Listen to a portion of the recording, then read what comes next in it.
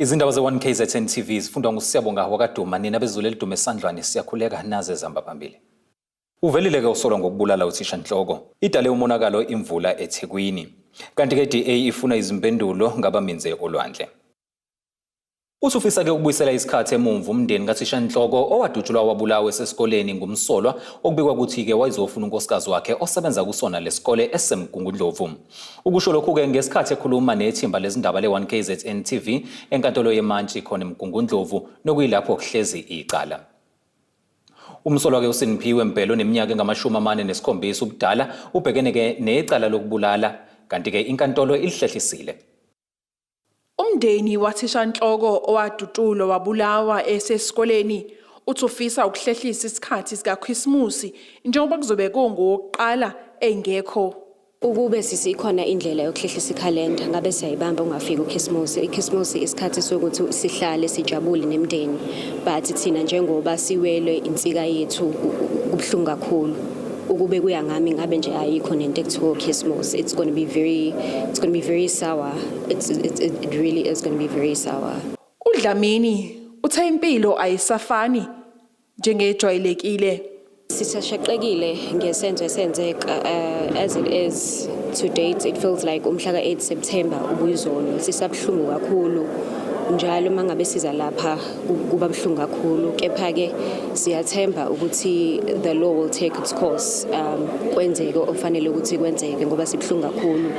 Impilo zethu sihlukumezile, siphila impilo engekho njengoba sengekho umalume wethu. uDlamini ukusho lokhu njengoba bezothamela icala enkantolo yemantshi emgungundlovu kanti imantshi ibe isihlehlisa icala.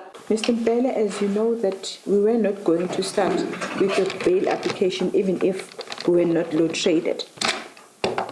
I have tried that we squeeze your matter amongst the days that are within December period. There are matters, as you have heard, that have been set down for those dates. However, we will prioritize your matter because your matter is the oldest than the ones that have been set already. Your matter is postponed till the 28th of December 2022 for bail application. Kuphazamiseke ukusebenza ngenxa yokuhamba kwagesi ngendlela engajwayelekile kule nkantolo.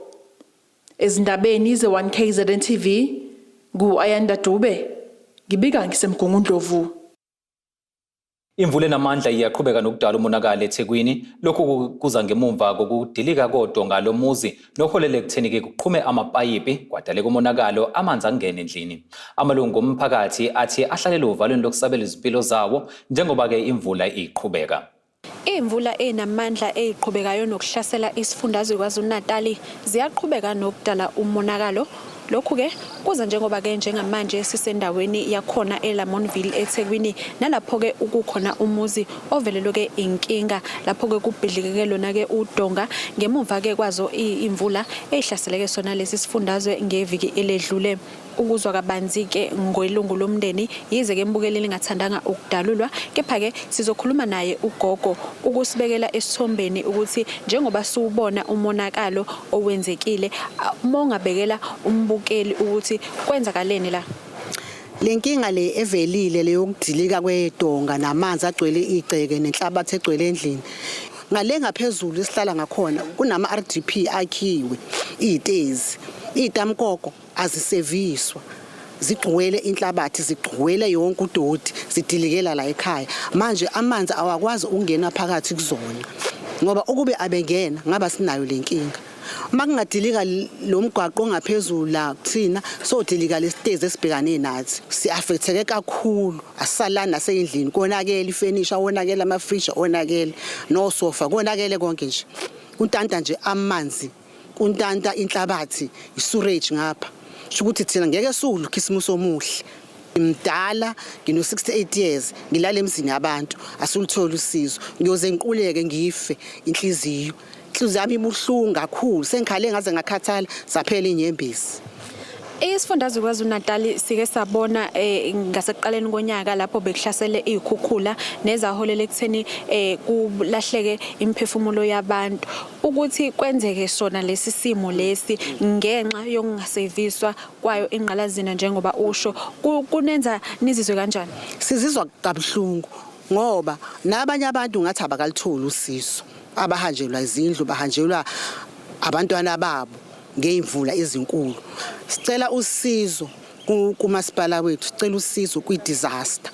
Sicela usizo kubo bonke sesithumele kubona izinto. Bayeza bazothatha izithombe kuphela bese kuyaphela. Eyinsukwini engengaki kuzobe kukhisimusi. Mhlambe ni kanjani nje njengomndeni? Sibhlungu ngoba sikwazi ukwenza izinto ebesijwayele ukuzenza ngokhisimusi. So besihleli nje sibuka abantu bejabule. Sibhlungu inhliziyo zethu. Ngoba nabo bazobe bejabula labantu esireport ekubona emizini yabo. Thina sisenkingeni. Besicela usizo bo. Njengoba kuyizwela ke mbukeli yena ke ugogo echaza ke sona isimo ababhekene naso kuona ke lo mndeni ngenxa ke yawo umonakalo odalwe ke ukubhidlika kwalo udonga nolheleleke ekutheni kuhlephuke wona ke amapayipi ahambisa indle kanye ke namanzi kanti ke njengoba nje ngikhuluma nje imvula kade liyidliva kanti ke mbukeli umonakalo umkhulu ngempela kanti ke iziko leindaba liphinde ke lakhulumisana naye ke umakhelwane wakhona ke kulomuzi nodalulile ke ukuthi bazizwa ke bebhlungu njengoba ke igameko ezifana nalezi noma ke izimo ezifana nalezi yize beyibika uhulumeni akayithatheli phezulu kuze kube ke kwenzeka ke umonakalo omkhulu kanti ke lokhu ke akubaphathi kahle nje banibona nje bafika benze nje bahwaye bayihambela lento izo affect noma umuphi umuntu obegcineni kunomgwaqo la oyingozi ozothi umubhodloka ubhodlekele ulimazi abantu abaningi and kulethu zomgwaqo unemizi eyakhiwe ekunezakhamizi nakho okuyingozi kakhulu okusiphatha abahlungu ukuthi siyabahlali bala eMzansi so uma into isancane yangake ilento ingattend ibikwa kanti yini umsebenzi ngamasipala Indaba enziwa KZNTV kube kuntombi khona Mvubu ngiseThekwini.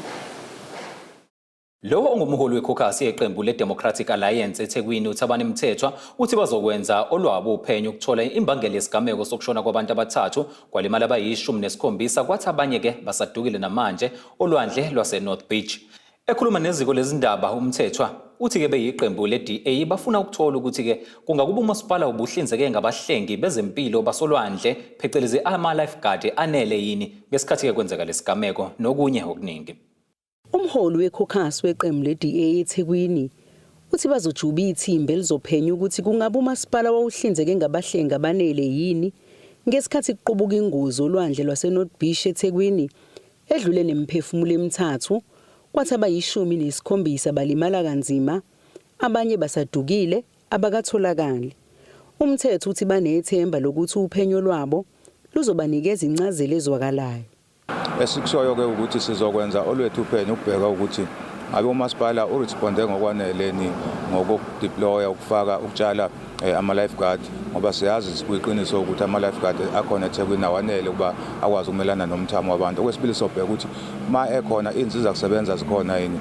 Sesiqalile ukwenza sihamba khuluma nabathintekayo ukubheka ukuthi ngabe umasipala usesimeni esikulungeleni ukubhekana nentelelo ezinjengalezana. Umbiko ke sizokhipha ngesikhathi esifanele. Khona imindeni engakabathola abantu babo so zamqiniseka ukuthi sixhumana nesekela elika city manager obhekelele leya cluster lesasigungu babaqinisekisa ukuthi bayisiza bayelekelela imindeni ukuze ikwazi ukuthola imizimba yabantu babo. Okhulumela iqembu leIFP eThekwini uthi beyiqembu lenkatha badinga izimpendulo ngokwenzeka olwandle kanti bafisa umasipala uphinde uveze ukuthi imindeni eshonelwe izihlobo uzoyilekelela kanjani. Yafisa njenga-FP ukuthi sisho ukuthi umasipala waseThekwini kufanele aphumele obala ukuthi uzohamba ibanga elingakanani ngokwenza uphenyo lwembangela kwenza ukuthi ngelinye ilanga isimo esifana lesi singaphinde senzeke.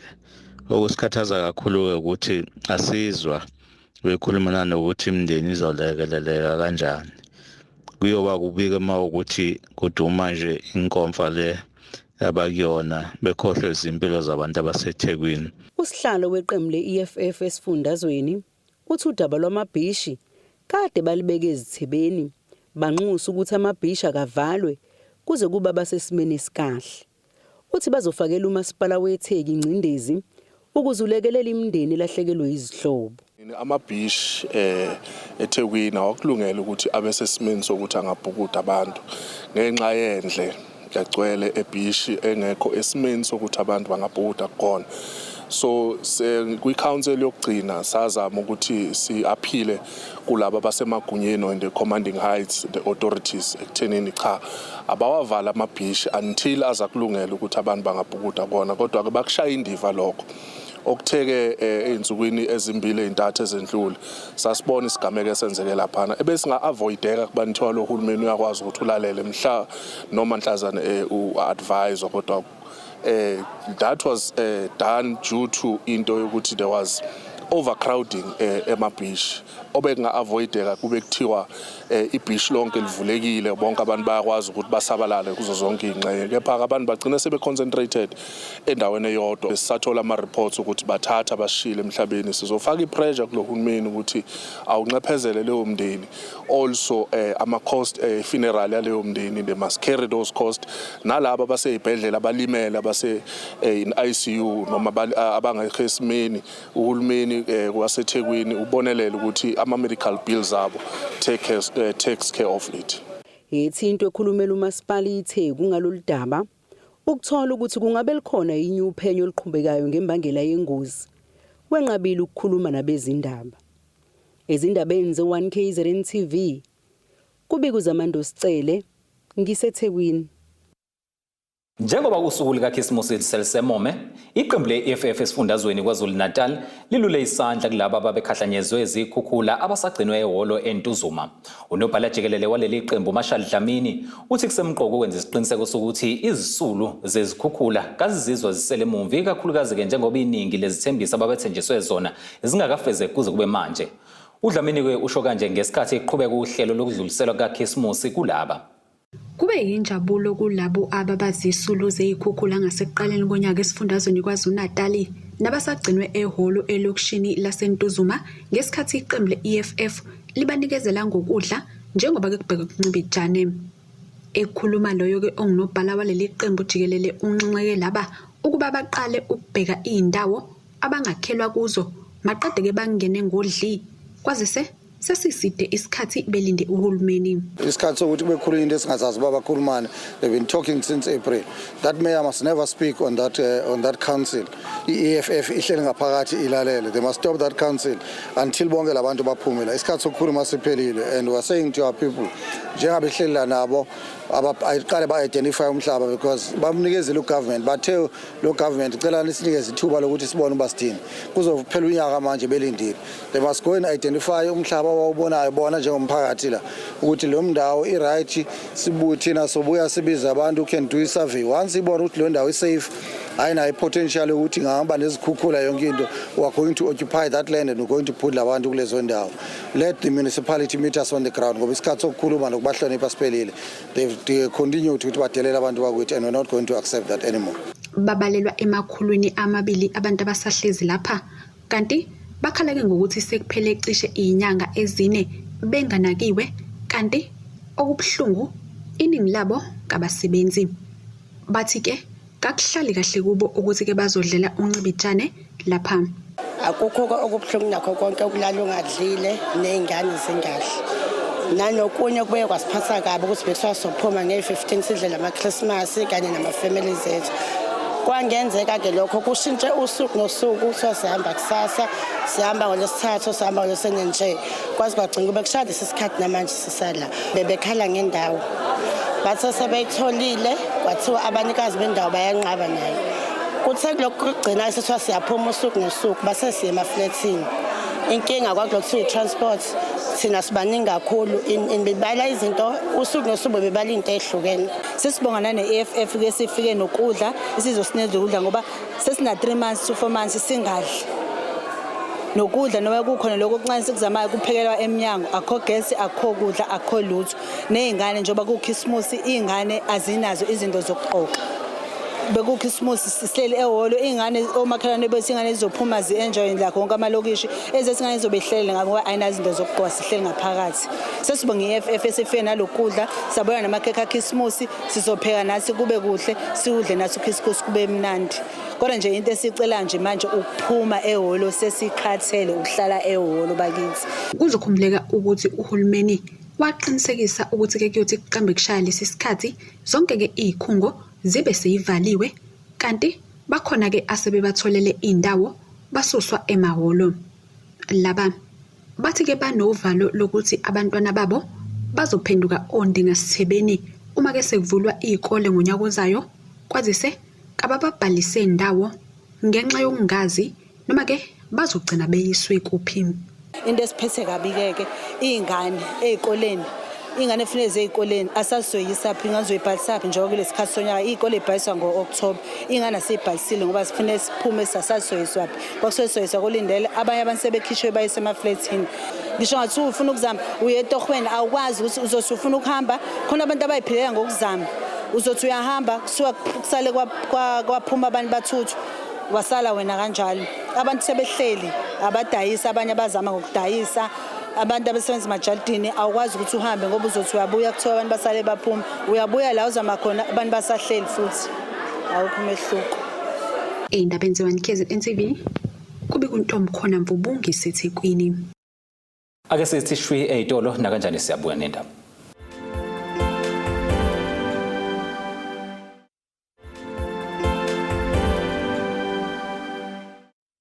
Nina besiguqa sikandaba esizifulele ngamahlava endanda kusuka sikubingelele siphinde sikwamukele futhi nazi izindaba esithi yize zihamba phambili osukwini lanamhlanje.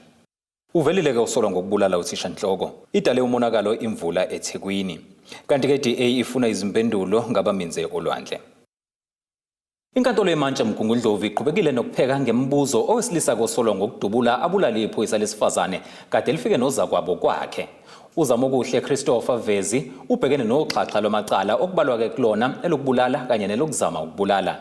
Izolo kutshela inkantolo ukuthi ke uyawaphika wonke lamacala abekwe wona njengoba ke ethi ke waphuma nesibhamu sakhe esikhokhiwe ngoba efuna ukuyobona uhlobo lwemoto olwalihamba amaphoyisa ngoba ke afike emzini wakhe engawufakile umfaniswano. Kuphazamiseke ukuqhubeka kwesicelo sebheyili sowesilisa Osolwa ngokudubula abulala iphoyisa lesifazane. Njengoba namhlanje bekulindeleke ukuba inkantolo imphenye ngembuzo. Kepha bangekusenzeka lokho njengoba kuvele kwacima ugesi ngendlela engajwayelekile. Imantshi ibeke isihlehlisa leli cala elibhekene nowesilisa uChristopher Zamokuhle Vezi. Mr. Vezi, unfortunately, as you can see, we've got a problem. I think we are load shaded. We know it's the problem that is going on these days. There is no way then that you can proceed with your matter. Tomorrow at 11 o'clock, it has been agreed with your attorney that the matter will proceed. 22nd December 2022, for further evidence, you will be kept in custody. Kanti uMasibeka obeqhubeka izolo ngesikhathi uVezi ephenywa ngummeli wakhe ngembuzo uthi akekho umuntu ogade amabhizinisi akhe njengoba ebhadle esitoksini. In a nutshell, why do you want this court to grant you bail? Bafushane nje indaba usufuna ukuthi noma ucelisile inkantolo ikunikeze ibail. Ngoba manje njengoba ngishiye ingane nje lapha emabhizinisini ingane azikwazi ukwa-operate amabhizinisi. Kanti manje zofuna ngabe umuntu prepare ukuthi ingane funa zibuyele esikoleni. Njengoba ngilana akekho umuntu uzokwazi ukwenza lokho. Njengamanje nje isikhathi asikwazi ukudayisa kahle ngazo imfuyo ilesikhathi samanje. Ngesikhathi sedokfel akudayise njengoba mina. uVezi uthe unamabhizinisi ahlukene okubalwa isitolo esiyisupermarket khona endaweni yaseSinathingi kube izindlu zokuqashisa nazo zikhona endaweni yaseSinathingi aphinde adayise nangemfuyo. Kanti utshele inkantolo ukuthi uma engadedelwa ngebheyili angaye ekhaya kubo ebhulwa wathi angeke azaphazamise ofakazi kanti angeke futhi azaphazamise nokuqulwa kwecala. Leli cala lizoqhubeka khona kusasa. Ezindabeni ze1KZNTV ubiku Ayanda Dube eMgungundlovu. Njengoba uMongameli uCyril Ramaphosa esephinde wakhethwa futhi ukuba ke ezoqoqobala esikamongameli isikhundla kwiqembu leANC ihlandla lesibili Sikhulume namalungu omphakathi ukuzwa uvo lwawo ngokubuyiselwa ke kwakhe kulesikhundla. Hlukene imbono ke indlela abantu abazizwa ngayo ngokuphatha ke ihlandla lesibili. Yathi ngwalalela ama result so mina kungithinta kakhulu njengomhlali waseMzansi ngoba bangenile nabanye on my side angaze ngisizakale ngalutho. Even la ngihamba khona nje kade sasikhuluma nama councils ANC ukuthi yena kasilungisele ama gravel indaweni encane but angaze ngisizakale ngalutho. Even ngisho usuyakhona eoffice uyocela ukuthi usizakale awukwazi ukusizakala. Somebody again kuyimanje imoto fanele njalo uma uvuka emsebenzini ufuna uqala ekhaya washa so indleko lezo. Okunye mfethu inkinga esibhekene nayo ne-load shedding iyasishaya. Yazi namabhizinisi amancane nje siwenzayo uthola ukuthi usathi uyasebenza khatheke so shithi wena uvalile yona ngalelo langa asokwazi ukudlala ukuthi shithi izingane zibulawe indlala sizoshaya upetrol. Inkinga kapetrol yabona nje kwakungcono kusekhona Mr Mbeki kwakungcono ngoba izinto zonke zaziphansi. From after that nje mfethu sishayekile eMzansi sishayekile and ngiyakuthiwa kubuyela umongameli lo kade evele ephethe besinethemba ukuthi mhlambe mephuma yena khona umehluko esizobona so sibone ngathi kusazofana nje lo shedding nje obishaya kanje shuthi isazoqhubeka ishaya ngoba uhlulekile ukuthi ethi kwehlisa iWorld Cup le ekade ikhona si-enjoyanga South African ngoba ubuthi usothi uyayibuka igame oyithandayo mina France nje ngiyakade ngisupporta iFrance ngiyakade idlala nelentos ne-Argentina. I didn't enjoy that game because ngithe ngisayibuka ifirst half ngigcine ku2-0 la ngakuleli hlandla lika Cyril angeneme kahle ngesizathu sokuthi njenganangakithi nje akukho akukhombisile akwenzile onke akulungisa la eThekwini kuphela makuthi ubuyile uthathe linye ihlandla kuyangigulisa lokho ngoba even nalanga kupetrol siyalimala udiesel unyuka nawe ndeni unyuka ngemali enkulu wehle ngemali encane lokho engakwazi ukuthi kanti kahle uyena yedwa nowasi imali emhlabeni kungiphatha kabi ke mina lokho because bengamele abuyele esikhundleni ngoba abanye bethu abaqashwa abanye bethu bayaqashwa abanye bahleli emakhaya bahleli nje kodwa amathuba omsebenzi ayavela esikhathi esiningi maybe lokho kusiphatha kabi ngoba kanjani ngoba abanye kumele nabo bagcine besebenzile njengoba wonke umuntu la eNingizimu Afrika intuthuko asiboni and futhi ayikho nje into asenzela yona ngoba ubuyile nje ayikho into azoyenza esele.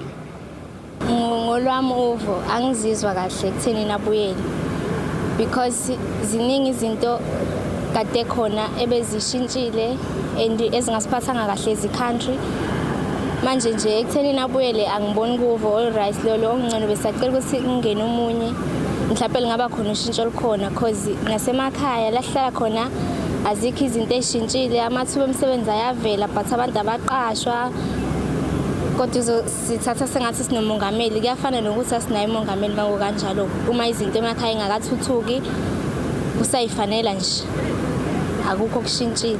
Ngokubuka kwami nje ngathi sesilahla ithemba kumbutho lo phethe nanoma ngabe ubani ongenayo makusela umbutho nje angibuthi usangasinika okungashintsha ngoba bebevele bekuma position bevele bephethe bahlulekile ukuraiser lokho bebekubona kufanele kwenzeka abantu so noma engangena noma kuphinde kungene omunye kulo mbutho still akukho azokushintsha so naye ke siqu sakhe njobe ekhona esimbuthweni lo chaza into eziningi ngoba masibheka indlela okwenzeka ngaSouth Africa silahlile ithemba because inhlangano ekhona ibona ngazuthi iyona ephethe edlula even ngisho umthetho olawula izwe so indlela yenza ngayo ayiphikiswa yenza noma yini ayifuni ukulalela thina singabantu so ubona izinto inyuka ugesi upetrol nakho konke okwenzakalayo sesilahlile ithemba thina asiboni noma ikumuva noma kiwa phambili so nje umbutho ekhona mangase ukushenxele ke sithola umunye umbutho mhlambe ngake kube ngcono.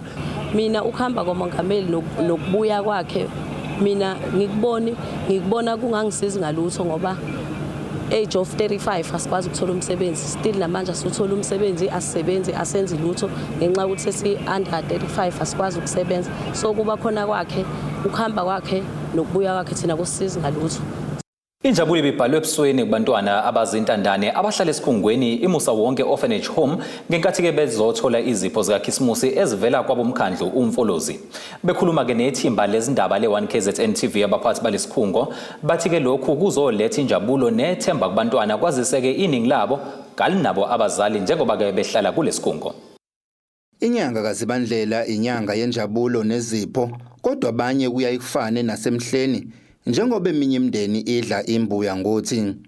Bajabule kwavele lomhlathi abantwana abayizidandana abahlala kwisikhungo imusa wonke orphanage eMabhuyeni enyakatho nesifundazwe KwaZulu-Natal ngenkathi imeya uMasipala uMfolozi uXolani Bhengu balethele izipho zikaKhisimusi.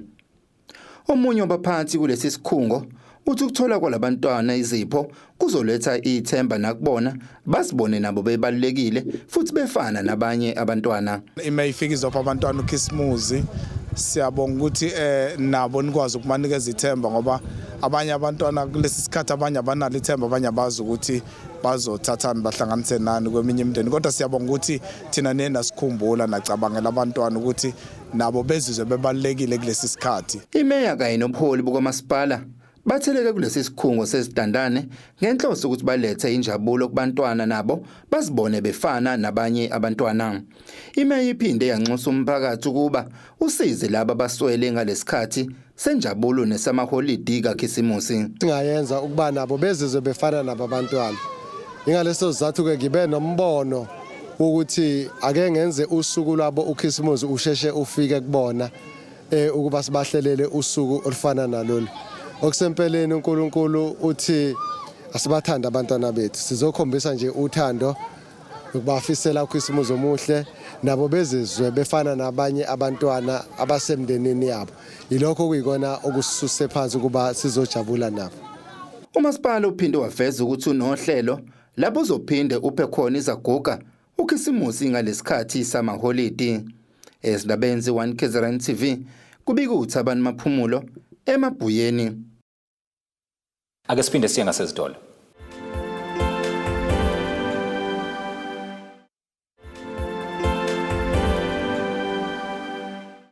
Asiphinde sikubingelele sikwamukele futhi nazi izindaba esithi zihamba phambili osukwini namhlanje. Uvelile ke Osolwa ngokubulala Uthishanhloko.Idale umonakalo Imvula eThekwini. Kanti ke DA ifuna izimpendulo ngabaminze olwandle. Ake sibheke ke ngosini zomnotho.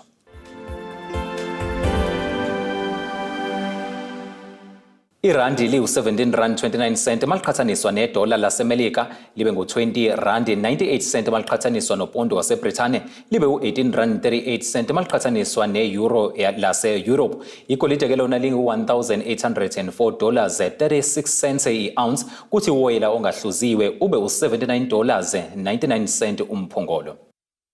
Ake sibheke ngosini yezemidlalo.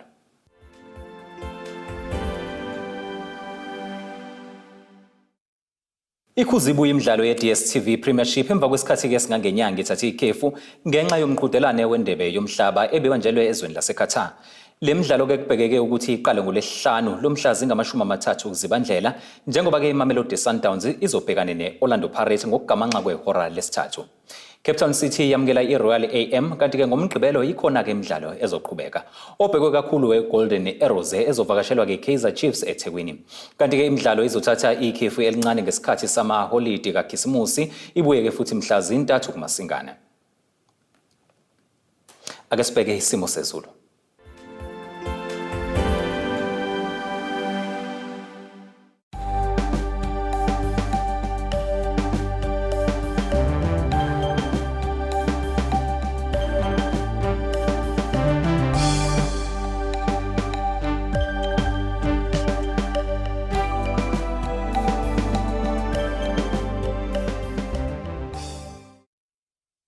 Mbukeli ngaka kade sikuphathele kona osukwini lanamhlanje sihlangabeze futhi ngokuzayo.